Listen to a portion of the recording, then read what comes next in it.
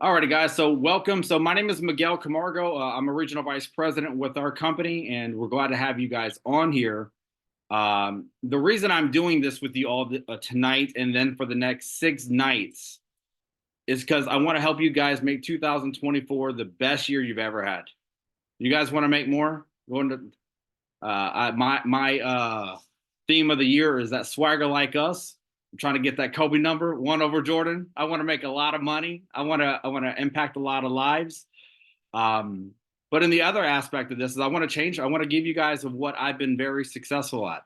The reason I promise you guys will all pass this exam is because I took this exam 5 times. I don't tell you that to scare you. I don't tell you that to give you anxiety. I just tell you that thank God I went through this exam enough times where I know it like the back of my hand. And so what I'm going to do today, guys, is I'm going to share my screen with you. I'm going to give you everything you need to know to pass this exam, okay? I promise you there will not be one thing on this exam you will not know. Not saying I'm an absolute expert on this, but one thing that I do know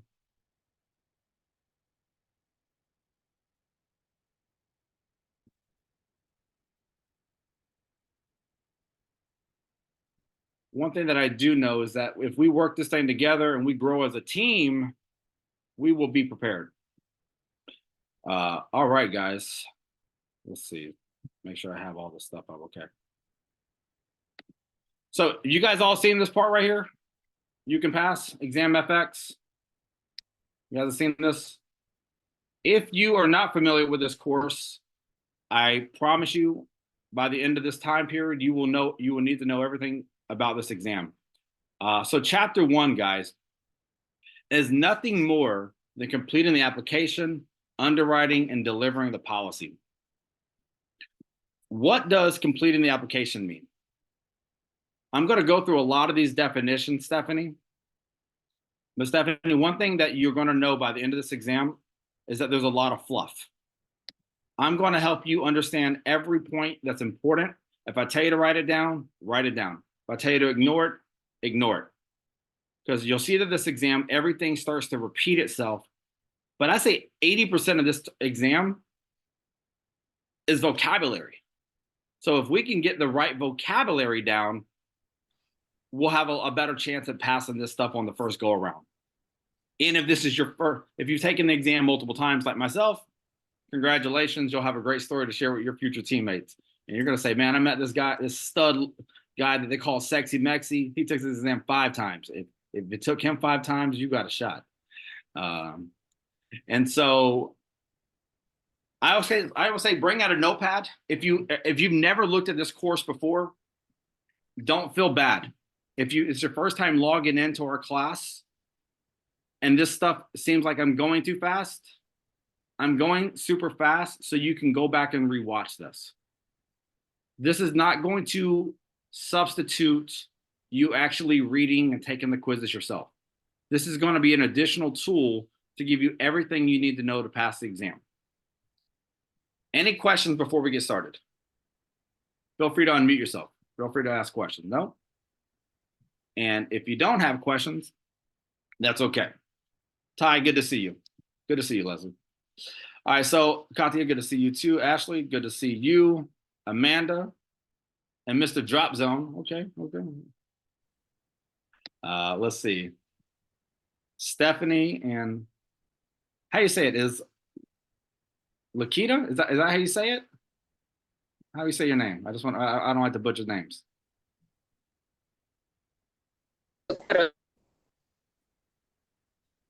You're breaking up. Laquetta. Okay, perfect. Okay, Laquetta. Got it. Thanks. I love it.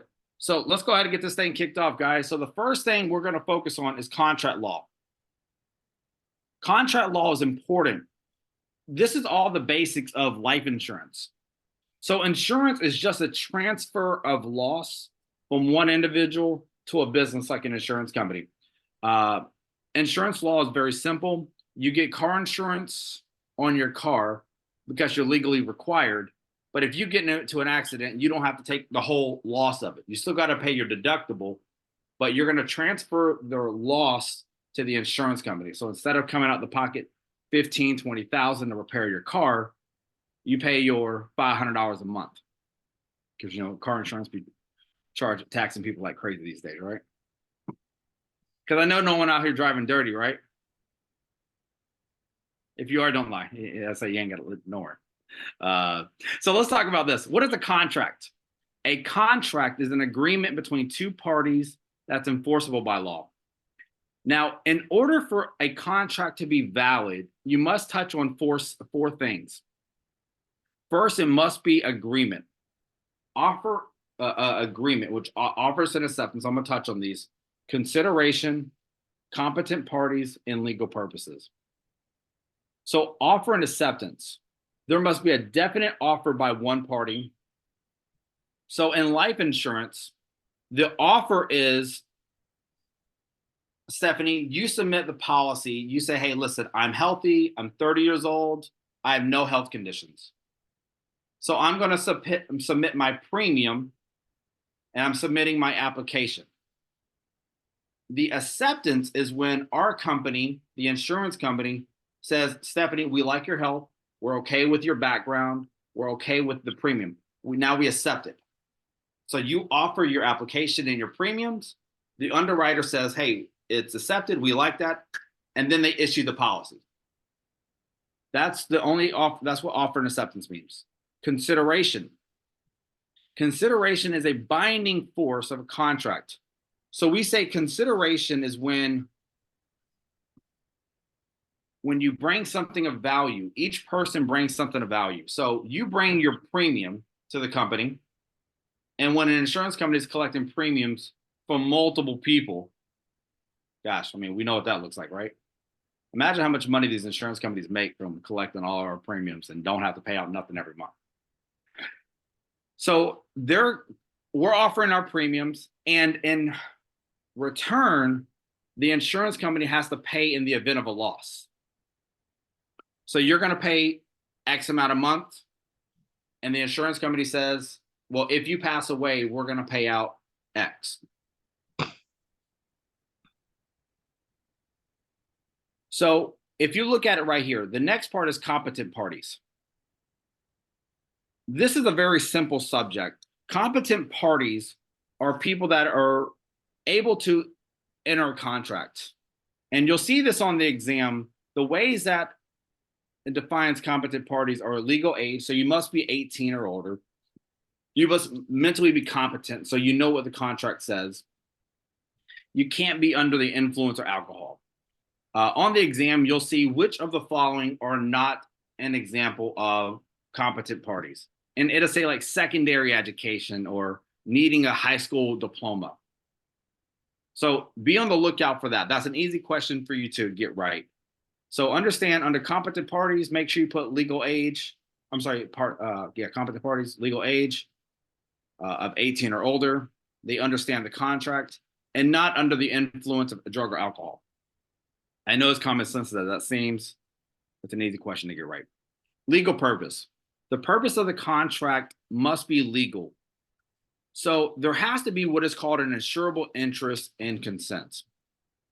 When you get into certain markets and when you're selling life insurance, you'll have someone say, hey, listen, can I take out insurance on my cousin? And no, you can't take out insurance on your cousin because there's no insurable interest. So the insurance company legally has to make sure that you're doing this to protect yourself from loss.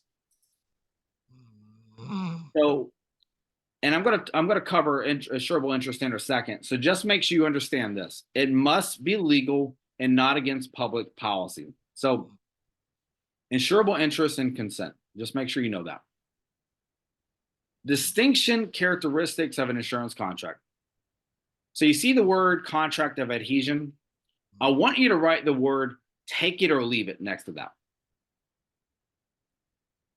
Contract of adhesion, take it or leave it.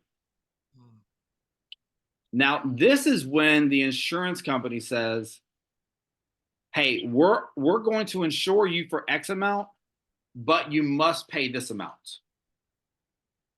I don't know about you, but when I see insurance premiums, I wish I can call the insurance company and say, hey, listen, can I like lower this? Can I like negotiate with you? But no, insurance premiums are not negotiable. So, Leslie, contract of adhesion, take it or leave it, which means you do not negotiate the policy. The insurance company has all the negotiation power when it comes to writing a contract. The next one, aleatory. I want you to write the word unequal exchange of value. Aleatory, unequal exchange of value. So what does that mean? If you're paying, let's say, $100 a month for $1 million of insurance, who's taking the bigger risk, Leslie?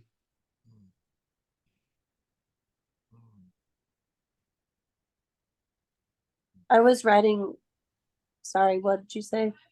I said, if you were paying $100 a month for the insurance contract and it's for $1 million of coverage, who's taking the bigger risk? You or the insurance company?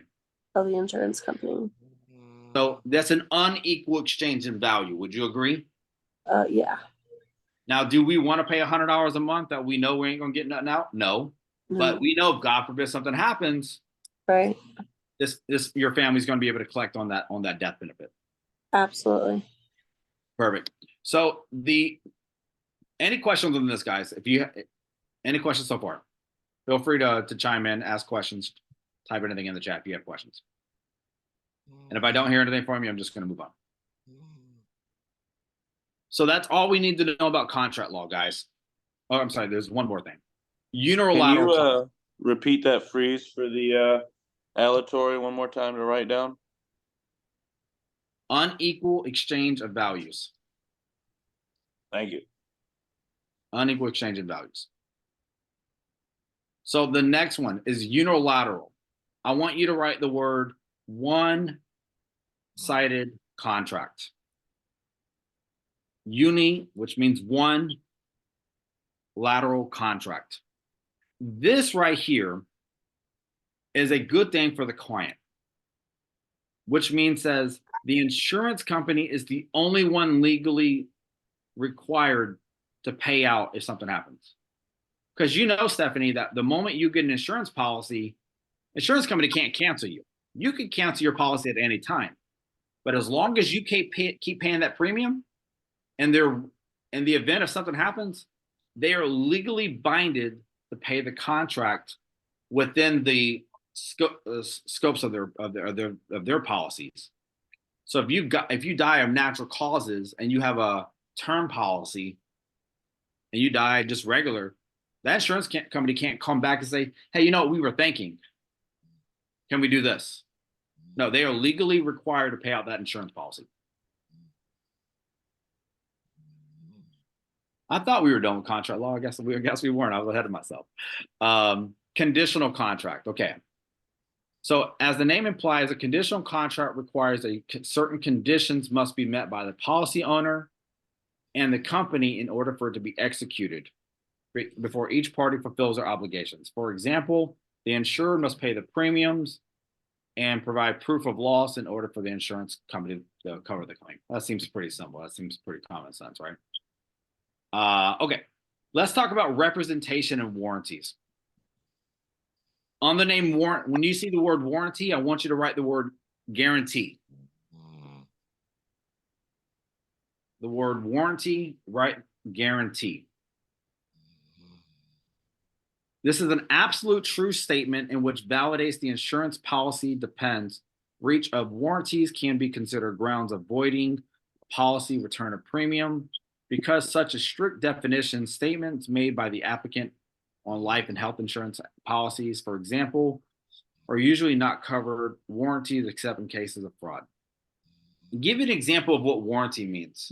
If an insurance company writes a policy and they go back and they said they issue the policy, and let's just say there was a question that was missed. The insurance company can't go back.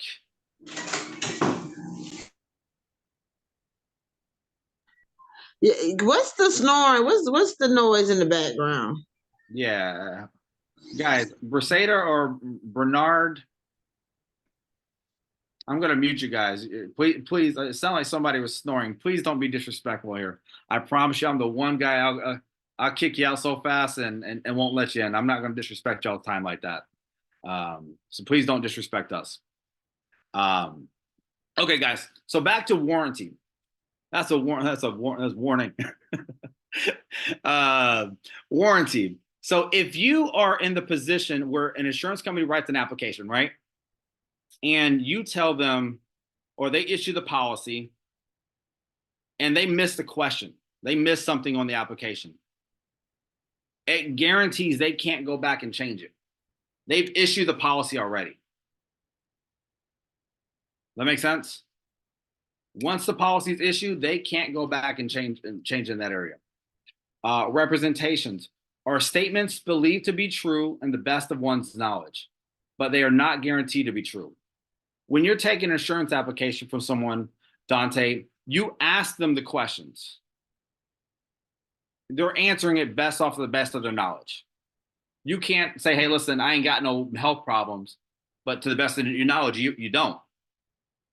But what if you go do a medical exam and they say, hey, listen, we found such and such in your blood or in your urine? They might deny your policy, but they can't say that you were lying about what you did. To the best of your knowledge, you were representing yourself properly. Upon true statements, untrue statements on the application are considered misrepresentation. And an example of misrepresentation is you say, hey, listen, I'm a smoker, I'm a non-smoker, but you are a smoker. Those are untrue statements.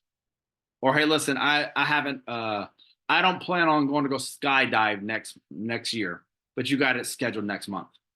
If you die in an accident and you said, hey, listen, I don't plan on doing these activities in the next 2 years, but you die in an accident, how do you think that looks? That's an untrue statement, right? Because you already had it planned. And I don't know about you, but I know insurance adjusters, they be looking into your background completely. So material misrepresentation is a statement, if discovered, would alter the underwriter's decision. Furthermore, if material misrepresentations are intentional, they're considered fraud. Okay, let's move on to the next part. Completing the application. So, Jacqueline, when we're doing an application, the first part when we open up an application, we always start with the general information. You're going to get the client's their name, address, date of birth, gender, income, marital status, their occupation. You're creating a profile for them to make sure that they are who they are. It also, when you're writing an application, you have to ask them medical questions. Very simple right there. We're asking medical questions. These are the things you want to write down. Application, part 1, general information, medical questions, medical information. And under part 1, this is when you're going to find out how much coverage do they want, how much coverage do they need, who the beneficiaries are going to be. And then you're also going to find out what type of policies they currently have. When you are writing a policy for somebody, Amanda, you must find out if they have current policies. And if they have a policy, you need to write in what their policy is. Who's their policy with? When was it issued? How much coverage was it? Because when you're replacing a policy, there's some laws and regulations that come into play there. Part 2 of the application. This is when you're going to start going through the medical questions, asking, do they have any health problems? Are they on any kind of medication? What kind of medication are they on? Who's their doctor? That type of stuff is not going to be asked on the test, but I want to break this down from an agent's perspective, because from an agent's perspective, once you see how this runs and you're taking the exam, you're going to say, oh, that's what that means. Does that make sense? I want to give you guys real life examples of this. So in the application, you are the agent, which means you are the field underwriter. The insurance company, you are the first line of defense for the insurance company. You're looking at the client, you're looking them up and down. You're seeing who they are. They're not saying they're 150 pounds when they look like they're morbidly obese. Or hey, listen, I ain't got no health problems while they're on a freaking breathing machine. You're the first person. You're the field underwriter. So when you take an application, you're speaking for the insurance company. You're never representing the client. You're always representing the insurance company. I don't want that to ever get twisted. Because sometimes in sales, we're always like, oh yeah, we do the best thing for our client, which we do, but you're always representing the insurance company when you're writing the stuff down. So what is an agent's job? An agent's job is to solicit, prevent adverse selection. I'll go through that, what that means in a second. Completing the application, which just means you don't miss anything. You don't miss any signatures. You collect the premium up front, and you issue a receipt. I'm going to go through this stuff in detail, guys. And once the policy is issued, you will be the one to deliver the policy, whether that be through physical, mail, or electronic. Any questions on that so far? Okay. So let's talk about required signatures. Both people are required. I know this sounds so elementary to you guys, but I know you guys are all professionals in your own world. But you got to get both people's signatures. You got to get the agent and the insured, and sometimes the policy owner. See, a parent can own a policy, or a grandparent can own a policy on their child. You need the policy owner, which would be the person paying for the policy, and you also need the insured's signature. People can't sign for each other. You guys know that, right? Perfect. Okay. And then obviously you got to sign for it. Changes in the application.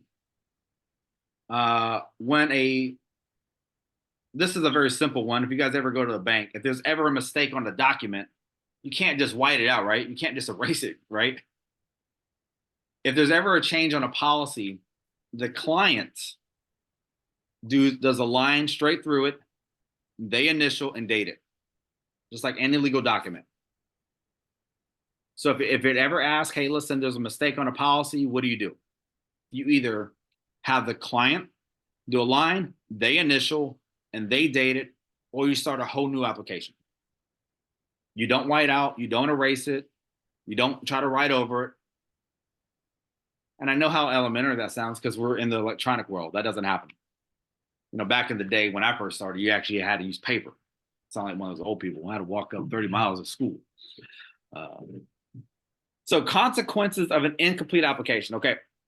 So electronically, this doesn't happen. You can't submit an application these days if there's problems. But back when we were writing paper applications, if you made a mistake on the paper and you submitted it, the insurance company is going to send it back. They're not gonna let you mess up. But you remember how I was telling you earlier about the warranty? See, let's read this right here. If a policy is issued with questions left unanswered, and the contract will be interpreted as if the insurer, which is the insurance company, waived its right to answer the question. The insurer will have no right to deny the coverage based on the information that was unanswered. Again, electronically, that doesn't happen. They're not going to let you press submit if you miss something. But back in the day, this never happened with me, but back in the day, if you submit an application and the insurance company issues a policy and you didn't answer it, they can't go back and renege on you. They got to issue the policy for what it is. Okay, this is the easy questions here, guys. Collecting initial premiums and receipt. So Katya, when you're doing an application, you're going to collect a premium up front, which means they're insured right away. The moment you take the application and the money, they are what are called conditionally insured. Write that down. Conditionally insured. So when you take the premium and application, they are conditionally insured, which when you take the premium, you give them a premium receipt. Also called conditional receipt. The reason it's called conditional receipt is because they are conditionally covered in between now and when the medical exam happens, or when their life insurance policy is issued. Dante, I'll give an example.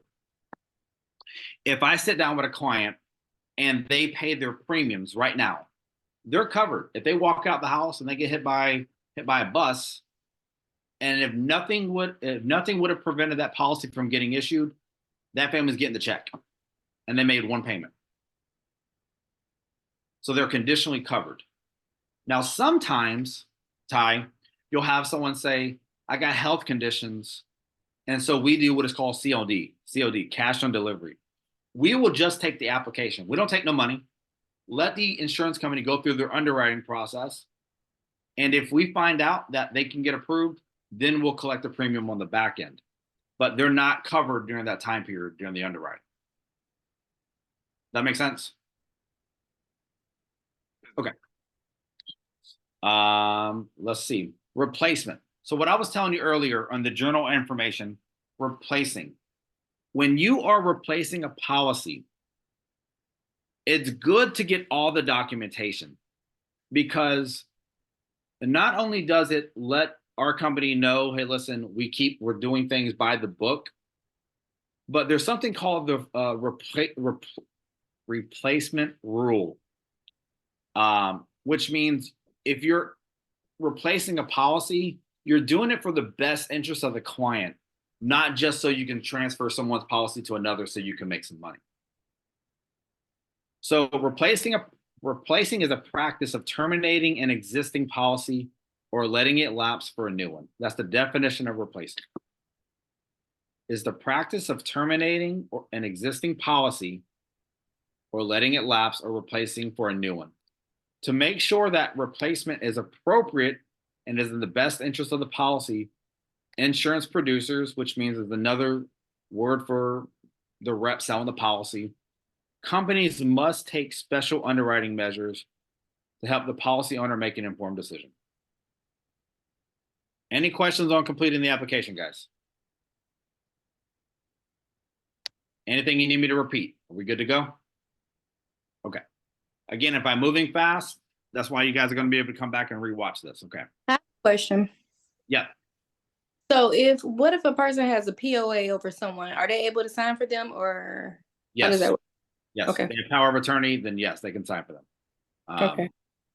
Just in certain instances, why would they have a power of attorney? Now, if they're a power of attorney, as far as, hey, listen, they can't speak for themselves for whatever reason, then yeah, they can take out a policy.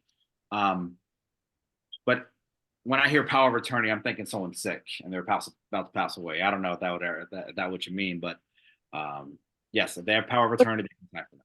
I know, like when they have like military spouses and then they are away and they need access to like all their financials and stuff like that. Correct. But if someone is not, so again, that goes back to the legality. Okay. The spouse can't sign for the other spouse. Okay. So Even if they are the POA while they're away and stuff like that. correct. Yeah, you won't be able to sign for them because legally you're not in the realm of signing the contract. Okay, that's what I was wondering. Yeah. Good question. Good question. Underwriting. So you're going to see the word underwriting a lot. Underwriting is nothing more than risk selection and classification. Let me simplify that. These are the people that look at your medical records. They look at you. Hey, do we approve this person? Yes or no? Is this person worth getting covered? If they're not, let's approve or deny. So the underwriters involves them analyzing different factors. So what are they going to look for?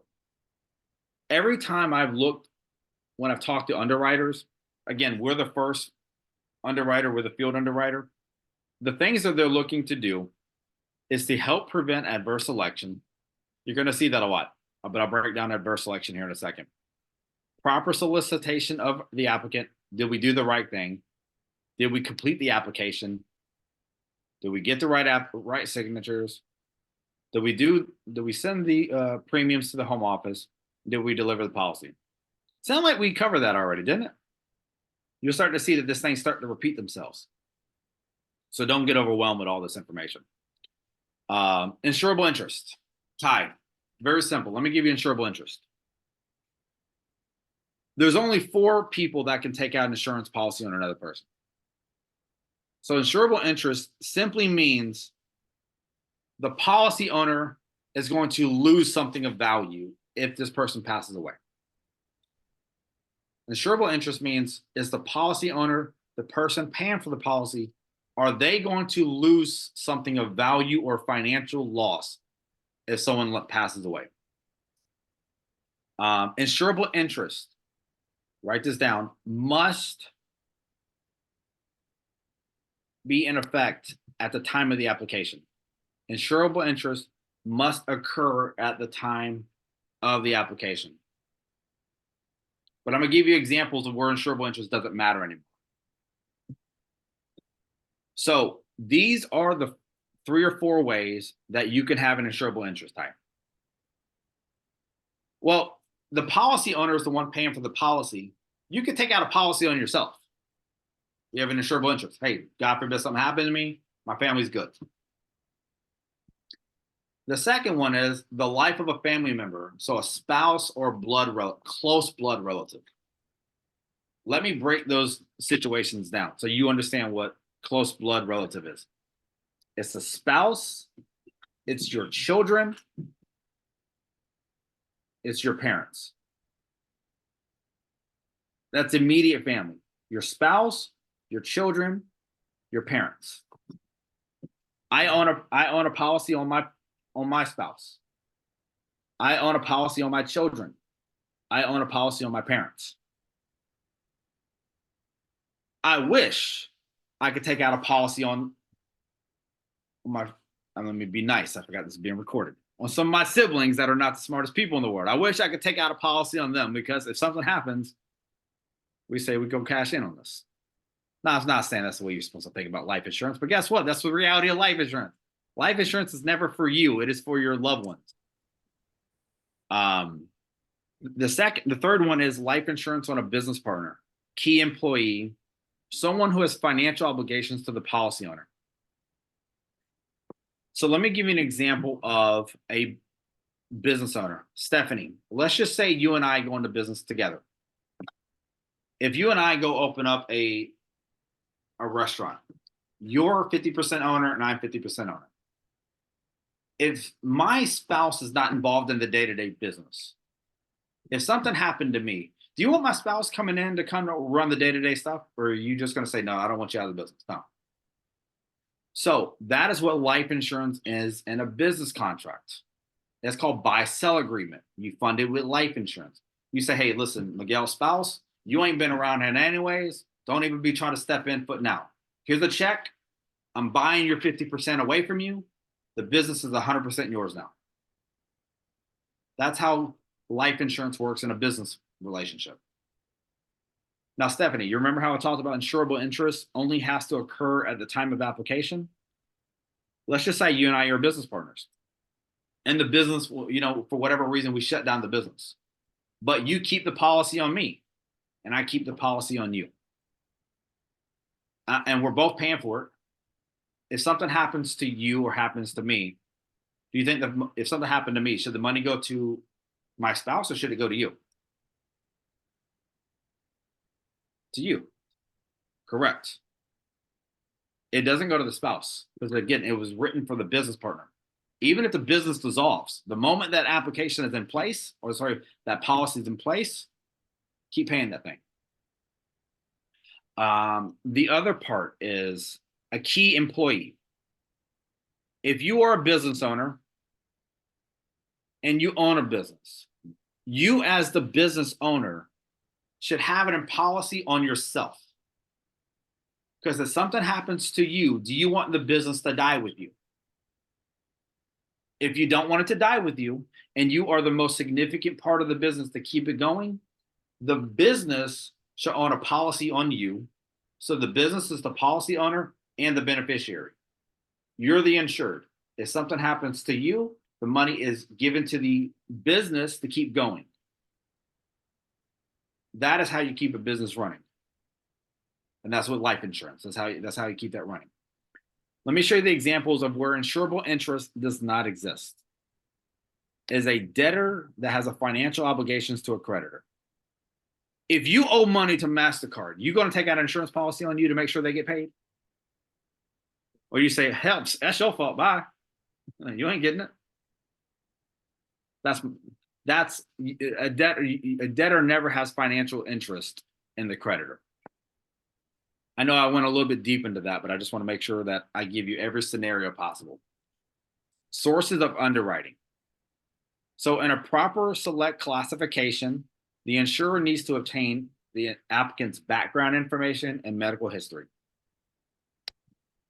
If you haven't done a life insurance application, you know what background information we ask? Hey, in the last 10 years, have you had any felonies? Have you had any financial challenges? Have you been in and have you had your driver's license suspended? Or do you plan on doing any crazy activities like scuba diving, mountain climbing, parachuting, hang gliding, racing any automobiles? That's background information. Medical history? Well, insurance companies generally only go back 10 years.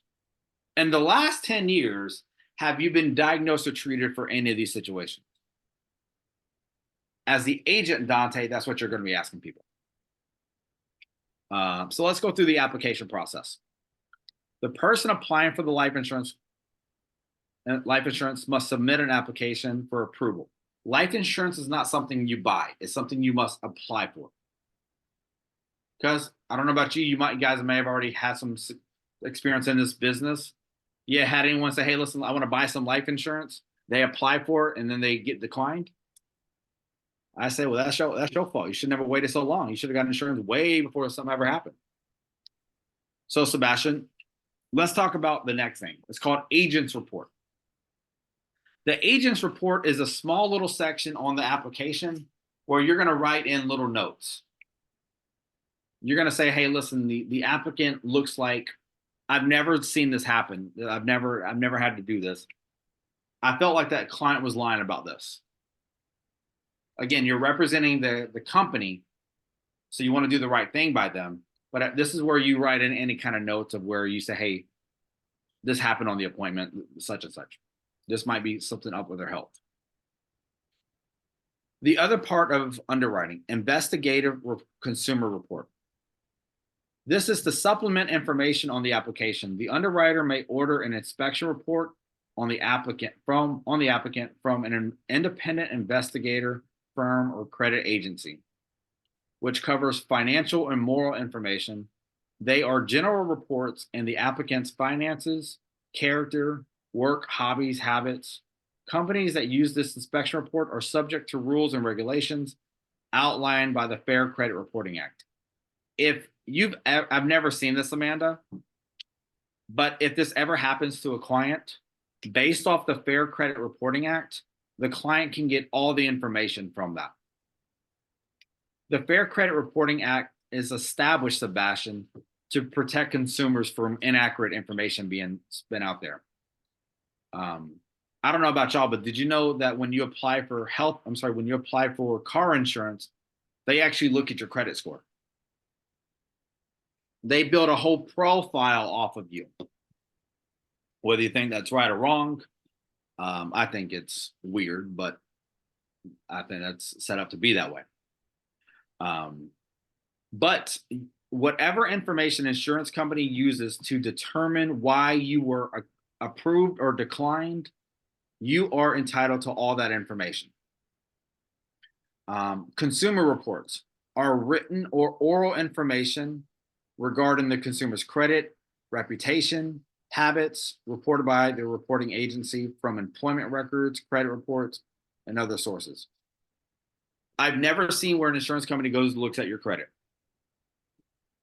If that was, I would have some clients that don't get approved. And that's why they're working with us now. But in this example, I've never seen a client actually ever get declined for that. Just Most of this stuff is just facts you just got to read through. On this exam, sometimes you'll see dates. You'll see a number of dates. Hey, this is for this rule, it has 3 days or 5 days or 30 days. Those are like little things you just got to memorize. Don't look too deep into it. Don't feel like you have to memorize Consumer Reports, Fair Credit Reporting Act. You just need to know what it is, but you don't have to memorize all this.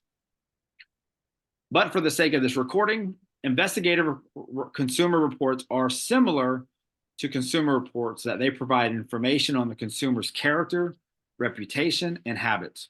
The primary difference is the information is obtained through an investigation and interviews with associates, friends, neighbors of the consumer.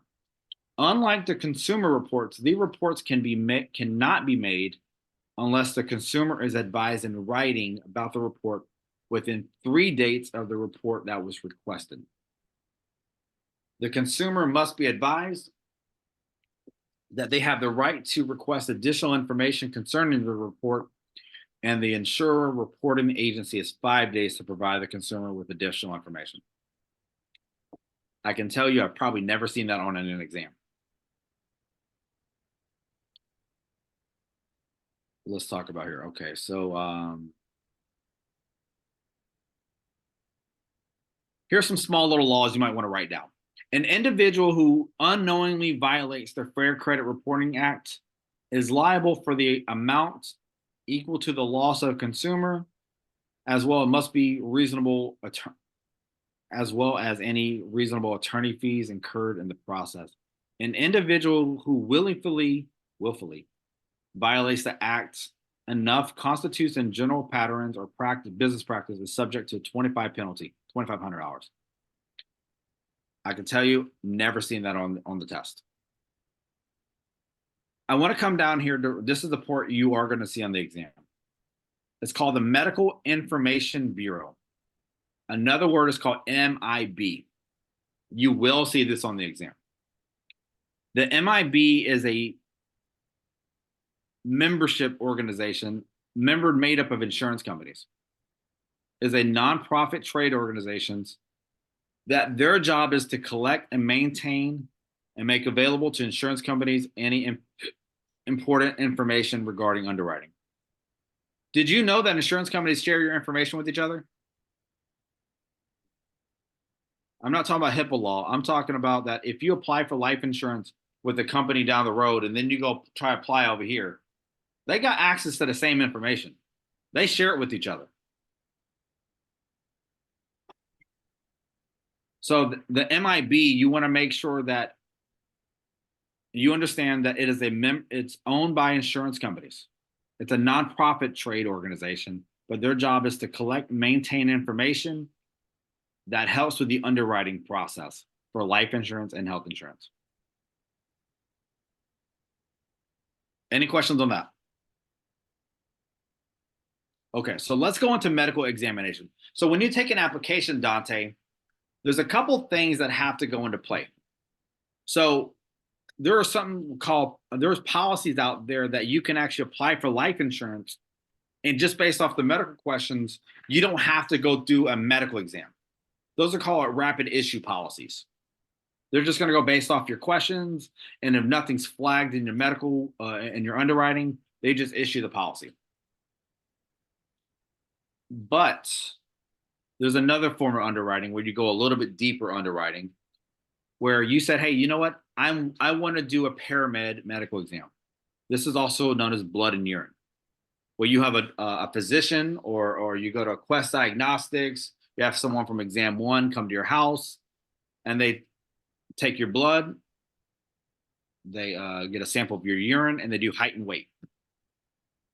And what that information, they will take that, report that back to the insurance company.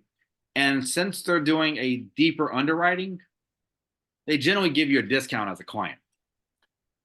I can't speak for every insurance company, but our company specifically will give you a discount because you're willing to go do further underwriting, which helps with their numbers. The second portion of this underwriting, Stephanie, is the attending physician statement, also called APS. Keep it very simple, guys. if you have if our company is requesting medical records from your doctor, they can't just call the doctor up and say, "Hey, give me your records." There's HIPAA violations there. They have to get what is called an attending physician statement, which is you signing you giving it okay for your provider to share your medical records with the insurance company. That's all you need to know about that. You might not even see this right here on the exam, but I'm gonna prepare you for what happens in the real world. Let's go through here. Disclosure, of course, you have to have a written consent from the applicant. And that's all you need. This right there. Are you guys familiar with HIPAA? HIPAA is so let me read this specifically because I don't like to butcher this. The Health Insurance Portability and Accountability Act is a federal law that protects health information from being shared.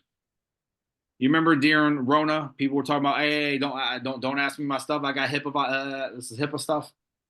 I don't feel comfortable sharing my medical records or my diagnosis with you. That's a violation of my HIPAA laws. I can almost guarantee you won't see any HIPAA questions on this life insurance exam. But again, I'm going to give you real life information. So that's just saying that based off of HIPAA violations or HIPAA law, they must collect data and they must request your signature in order to make that happen.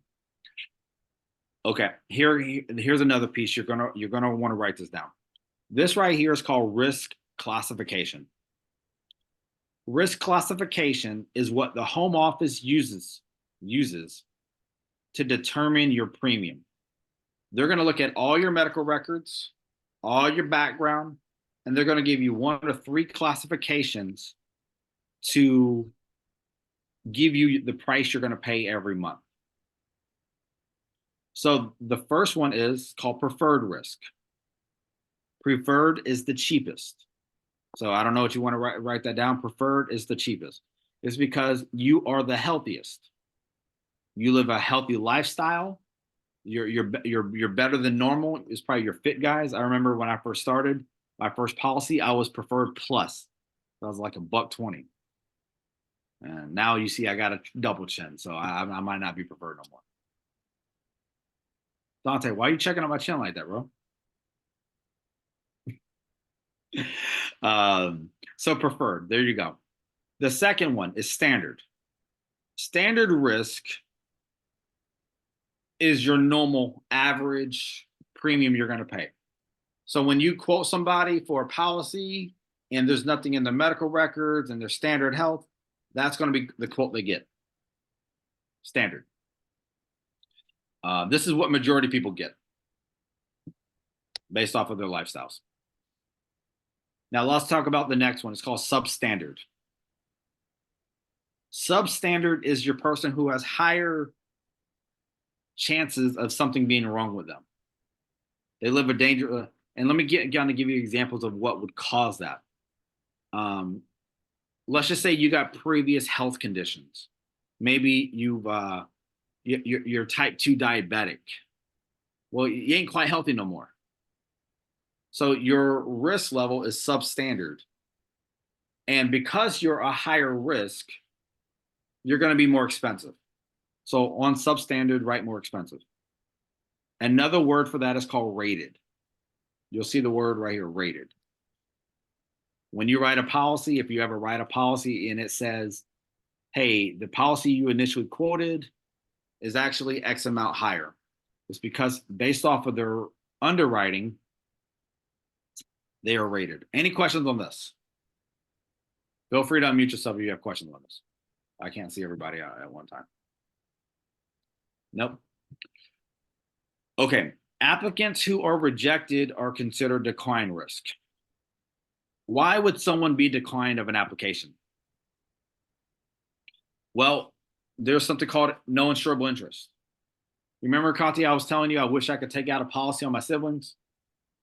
I did not know that I could not take a policy out of my brother and try to pay for it out of my own account.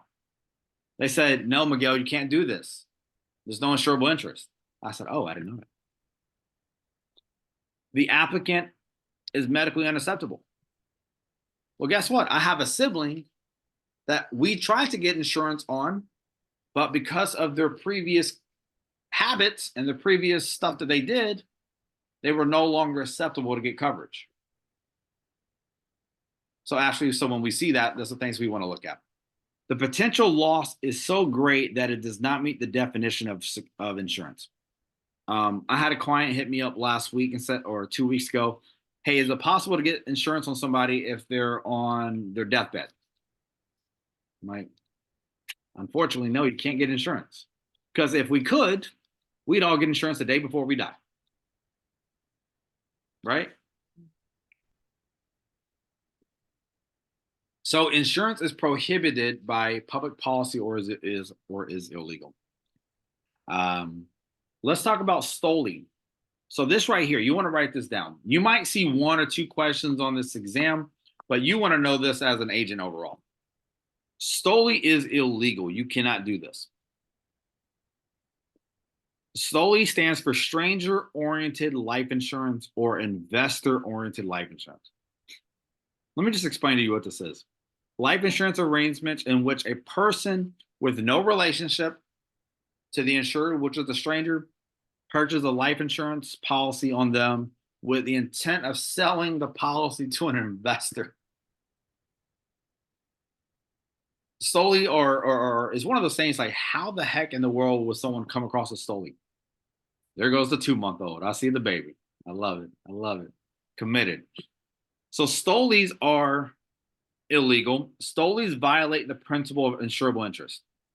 So again, Ty, STOLI means you can't buy insurance on a stranger with the intent of selling the policy to an investor. And again, I'll go through the later in the chapters, you'll see where investments come in to buying life insurance policies on people. So investor-owned life insurance policies are called LOLI. Another word for STOLI, where a third-party investor who has no insurable interest initiates the transaction designated to transfer policy ownership to someone else who has no insurable interest to the insured, who hopes to make a profit upon the death of the insured or annuitant. Don't think too much into that. If you're confused on it, I'll cover that later in another chapter. All right, guys, we're almost halfway through. We're a little bit over halfway through this part. So stick with me, guys. So delivering a policy, okay? Remember how I told you the agent's job is to deliver the policy? So when do you deliver the policy? How do you deliver the policy? Once the policy is issued, Ashley, you have 1 of 3 ways to deliver it. Through electronic, so you email them a copy, or they log in online to their portal, it's called delivered. You get a physical copy and you mail it to them, or you have a physical copy and you deliver it to them. Either way, that is called delivered. So if you ever see the word delivery, it doesn't mean you have to physically do it. But Ty, once you deliver the policy, you must get what is called a delivery receipt. I don't know about you, but the less type of follow-up paperwork I have to do on the back end, the better. Our company is so good that if you forget the delivery receipt, they are going to mail one to them for them to sign. It's pretty good, right? Okay, let's talk about explaining policies, provisions, rider, and exclusions. Okay. Let me break this down for you because I don't want this to be overwhelming. Policy, provisions. So what the word provisions, I want you to write the word rights and obligations. The word provision just means these are what the policy owner can do, and this is what the policy owner has to do to keep the policy going.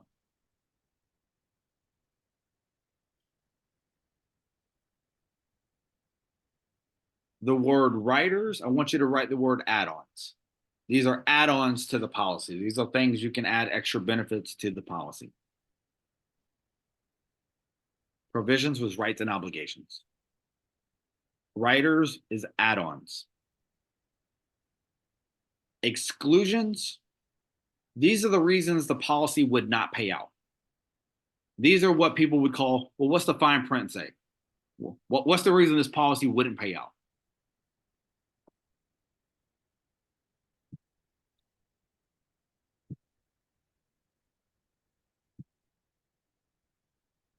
Okay, so those are the things that we need to know. Let's come into where it says buyer's guide. So the definition of buyer's guide, Amanda, is generic information about the policies and the prices. So the buyer's guide is only given upon request. So this is not something you have to give the client automatically. This is when the client says, hey, listen, I want to see all my options. Show me what I can and cannot buy, or show me all the differences between your policies. I want to see what's best for me. It's a cost comparison that is given upon request. This is not mandatory for you to give because you want to. This is just given upon request. You're not obligated to give this, is what I'm trying to say. You're not obligated to give it in the beginning. If they ask for it, give it.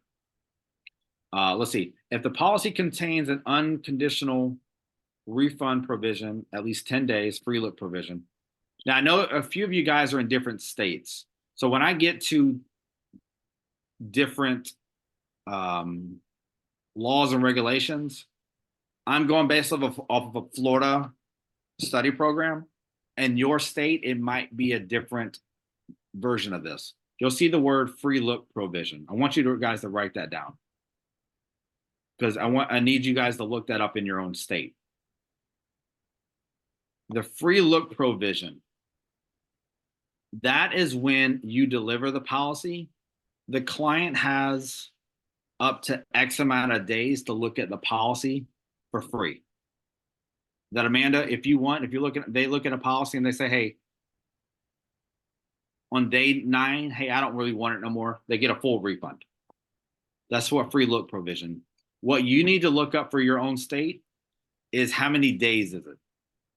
And the state of Florida is 14 days.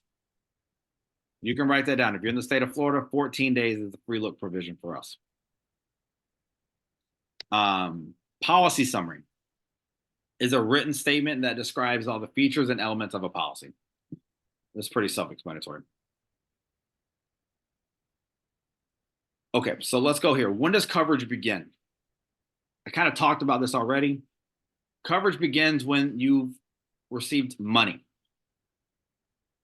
Unless the insurance company has money in hand, you ain't covered. So when does coverage begin? When you have money in hand, and let's just say you get the policy approved. Sometimes when you deliver the policy, that's when you might collect premium. See, Leslie, earlier we were talking about you could pay up front and that policy would be used for your premium, and then you're covered. But back to the client who submitted the application with no money up front. Well, now you have to deliver the policy. You have to collect the payment. So now they're covered. And then you must get what is called a statement of good health. Statement of good health. All that's just saying is based off of the last time we talked, has anything changed in your situation? And that's on a COD, right? Correct. Okay. Good stuff. If the full premium was paid with the application and there was no medical stuff required, then coverage begins immediately. Again, that kind of goes back to that rapid issue thing I was mentioning earlier. Any questions on delivering the policy? So does the free look provision start after the policy has started? So great question. The free look provision starts when the policy is delivered. Delivered, okay. Delivered. Not when it's issued, but when it's delivered. I've had people have a policy issued back in the day when they were physical, and I'm trying to hunt this person down. Hey, answer your daggone phone. I'm trying to give you this policy. It's not delivered until they've signed for it. But if it is emailed to them, it's counted as delivered. If they don't open up the email and they don't sign into the account, it's already been delivered. That was a good question. All right, let's talk. We're on the home stretch, guys. Let's talk about this. Privacy protection, the Graham, Leach, and some act. I'm gonna tell you this. I ain't never seen this question on the exam. Again, I'm going to just give it to you real in this. I'm going to read it to you for the sake of this recording. The Graham, Leach, and Bliley Act, whatever you say, that stipulates that in general, an insurance company may not disclose non-public personal information to a non-qualified third party except for the following reasons. The insurance companies clearly and conspicuously discloses to the consumer in writing that information may be disclosed to a third party. The consumer is given the opportunity before the time that information is initially disclosed to direct that information to not be disclosed to a third party. And the consumer is given an explanation of how the consumer can exercise a disclosure option, a non-disclosure option. This act requires two disclosures to a customer. A consumer who has an ongoing financial relationship with a financial institution, when a customer relationship is established, i.e. they purchased a policy, or before disclosing the Protection Act for protected information.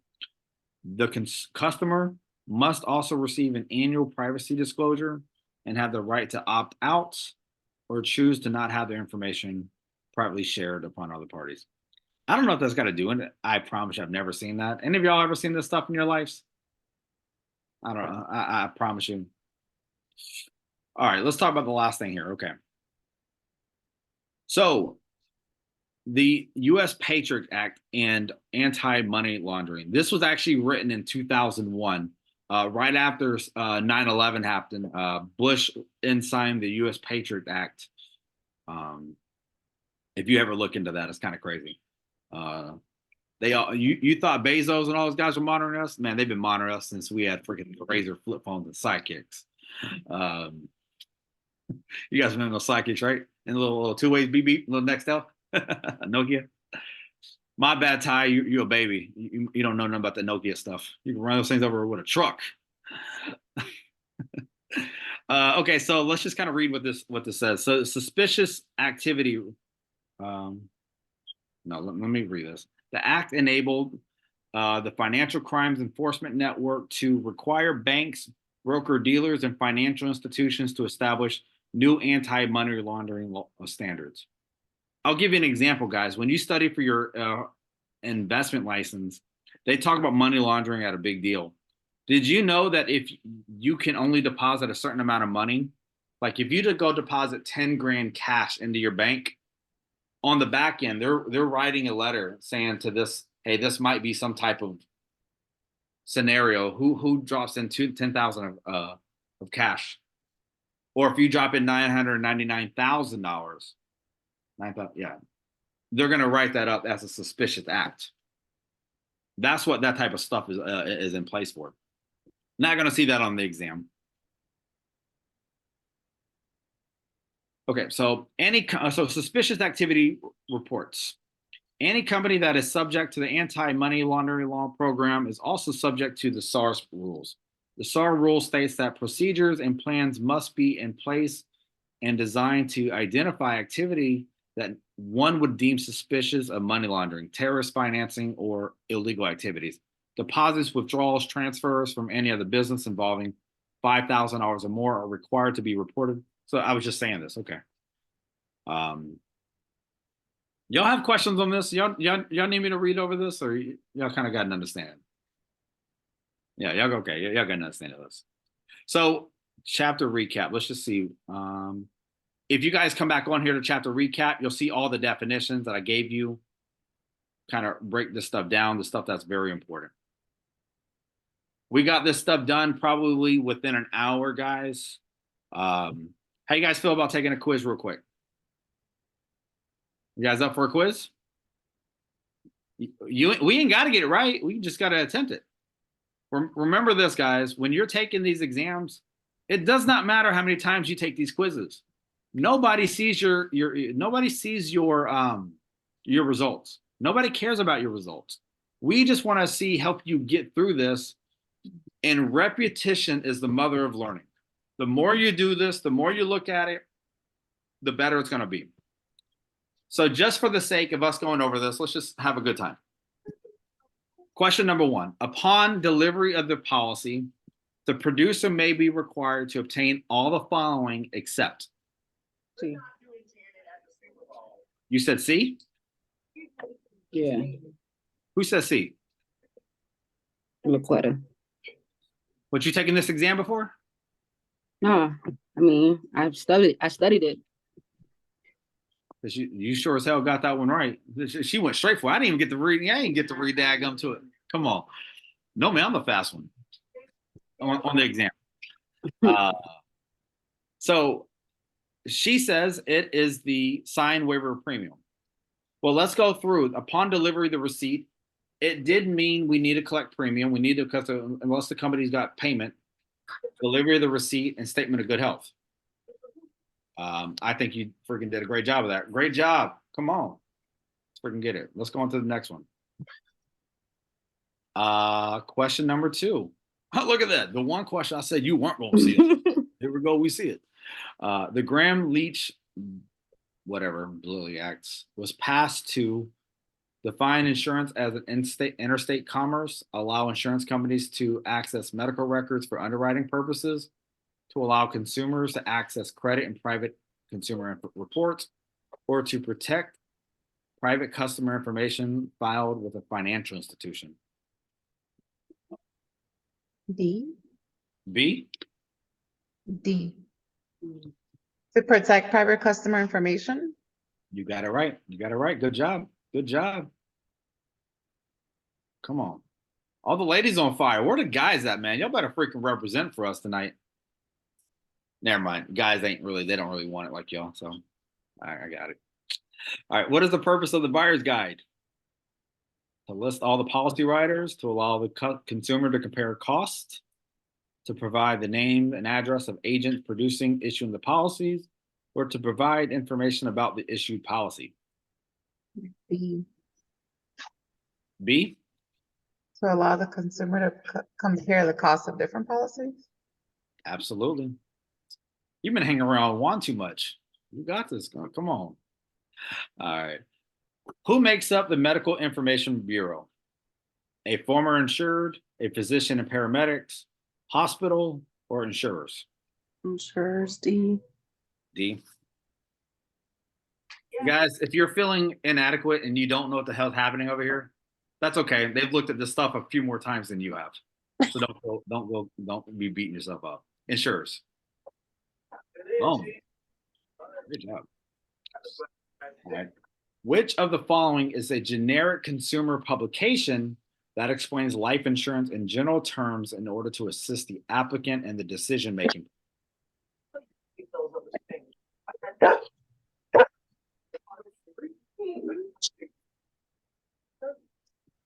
What do you guys got?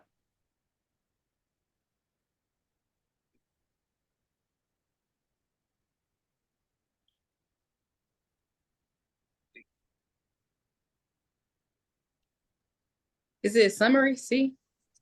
Policy summary? Okay. I don't know. Okay, so let me give you here. When you see the word policy summary, I want you to write the word specific information. I was gonna say B, Miguel. B. So again, this is what repetition. When you see the word policy summary, it's specific information.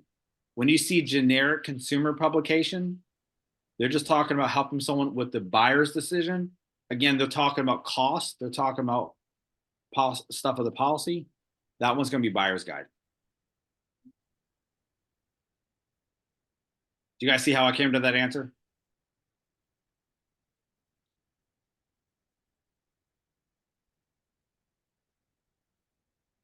I forgot, Sebastian, you the youngest on this call. I was messing with Ty. No, you the youngest on this call. Freaking 18-year-old guys getting licensed. Come on. All right. So question number 6. An individual applied for an insurance policy and paid the initial premium.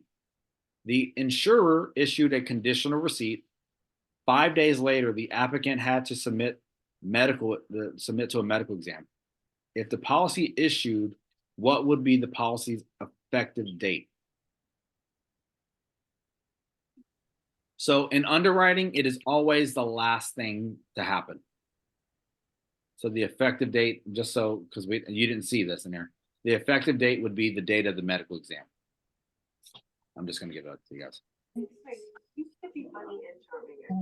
So just so we read it, if the company acknowledges the premium receipt or conditional receipt, the policy is in effect on the date of the application or the date of the medical exam, whichever is later, provided that the applicant is found insurable at the rate applied for.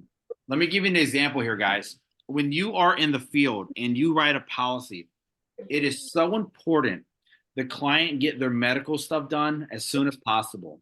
Can I share a story with you? I had a client of mine, X amount of years ago. I don't want to say this specific. X amount of years ago, I had a client, and the person did not do their medical exam.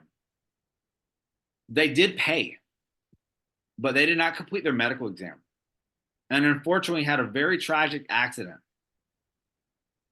And then we couldn't pay the death claim because they didn't complete the application. They didn't complete the medical part, which was the latest.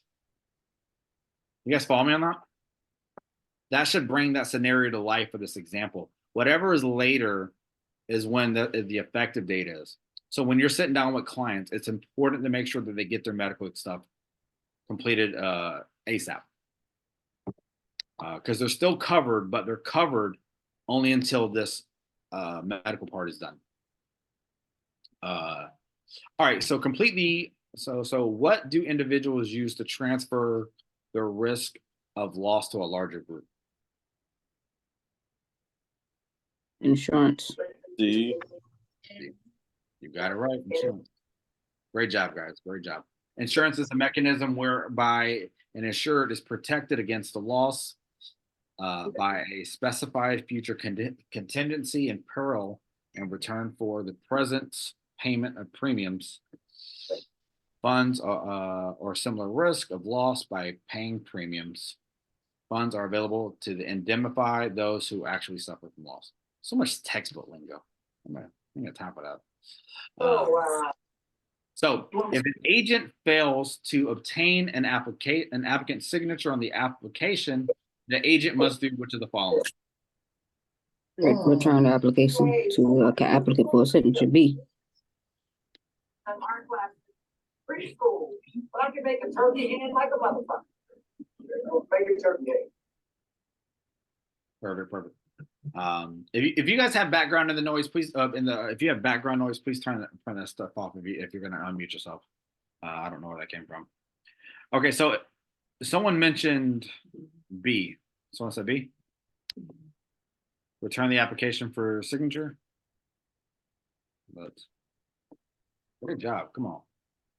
You about to be licensed next week, my friend. You got this thing down packed. Come on. All right, let's talk about number 9. If an insurer issued a policy based on the application that had unanswered questions, which of the following is true?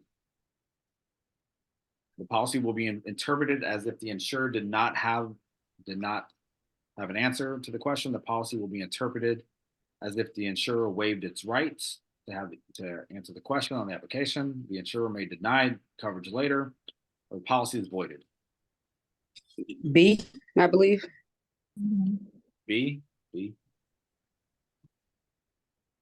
policy will be waived, as you guys are absolutely correct. Come on. Man, I wish we could take this exam as a group. We'd all be licensed.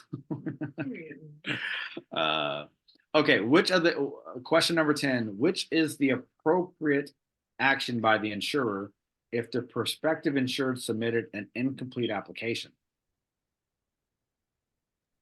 D. B. D as in dog. D. Everyone else feeling good with D? Kind of raise your hand if you're in agreement with that. I think we found the champion of tonight's call. D, if any unanswered questions need to be answered before the policy is issued, if the insurer receives an incomplete application, they need to return it for completion.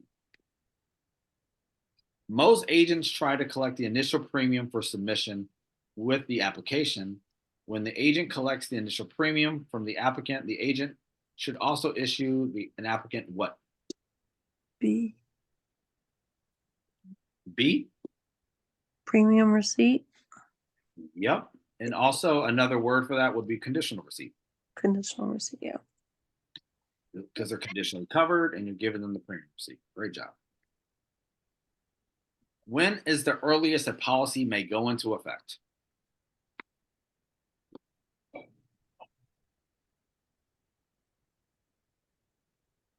A, A, when the application is signed and the check is given. I think that's a good answer to go with. Great job, guys. And I know these questions seem very elementary, and they are actually. On the next couple of days, you'll see where we'll start to have to do the process of elimination to get through these. An insurer receives a report regarding a potential insured that includes the insured's financial status, hobbies, habits. What type of report is this?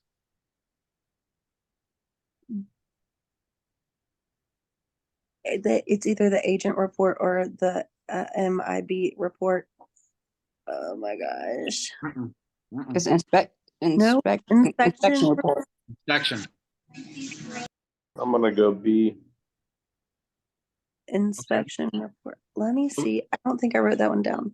It's So C. let's go through this because it seems like we have a lot of different answers. So let's go with agent report. Whoever said that one, agent's report. This is where you're notating. Hey, listen. They say they were a non-smoker, but I saw they had smoking a bunch of marbles. They had a bunch of freaking Copenhagen on their desk.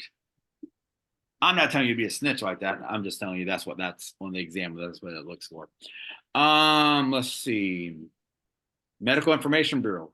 That again, that's insurance companies Insurance that companies. created a nonprofit organization to monitor all your medical records. Underwriter report. I don't really know if I remember seeing that. Inspection report is when they do that third-party investigation. Gotcha. Oh, yes. So inspection reports cover moral and financial information regarding potential insured, usually supplied by a private investigator and credit agencies. Companies that use inspection reports are subject to the rules outlined by the Fair Credit Reporting Act. Okay, what process do insurance companies use to determine or not a particular applicant is insurable? I think it's underwriting. Okay. Yes. Anybody else got another answer on that?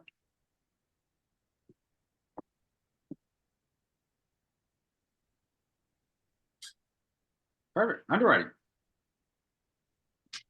Ready? Underwriting is the process in which an insurance company determines whether or not a particular applicant is insurable, and if so, what premiums to charge.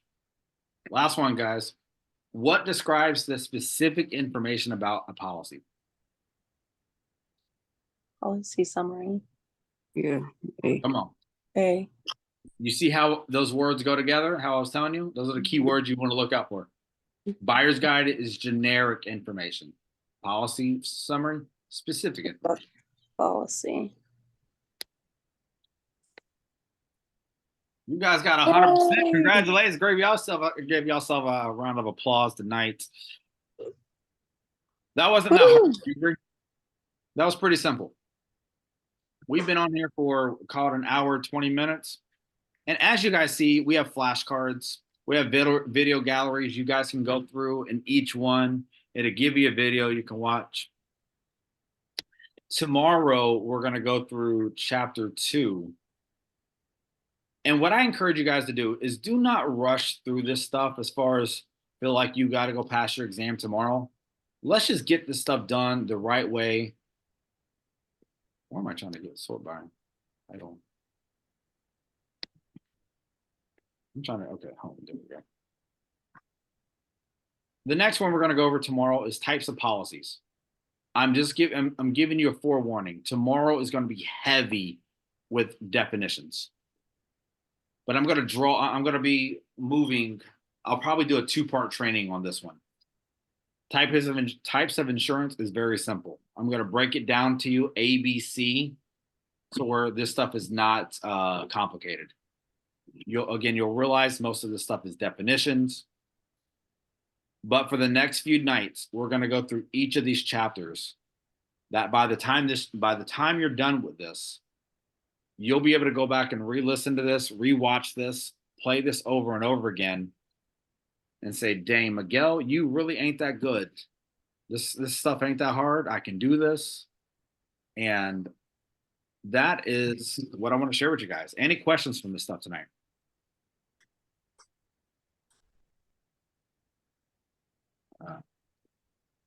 This stuff was pretty